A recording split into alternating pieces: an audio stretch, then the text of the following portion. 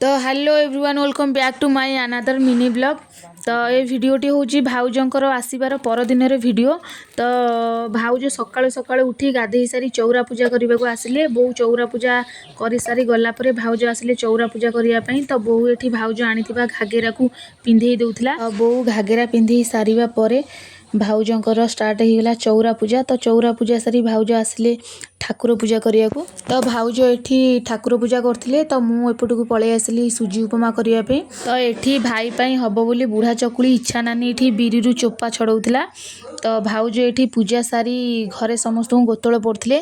तो सभा शेष आसिले भाई की गोतल पड़िया पे।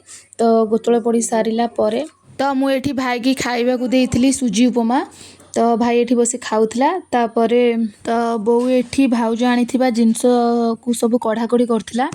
तो भाउज एठी बसी साग भाजुथिले बारियाडे दिया हबो बोली। तो साग भजा सरिया परे भाउज भात और साग भजा नेले बारियाडे देबे बोली। तो बारियाडे भाउज दे सारिया परे आमे चललु छात उपर को पखाळ खाइया पे। तो पखाळ सांग को आज हेतला साग भजा बाइगण भजा काकुड़ी। तापरे पखाळ रे आज पड़थिला बसा दही।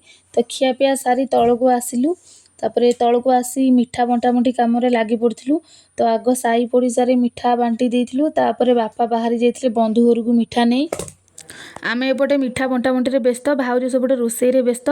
तापरे सब काम सरिबा परे आमे आसिगलु भाउज सब कोन आनिथिले देखिबा पई।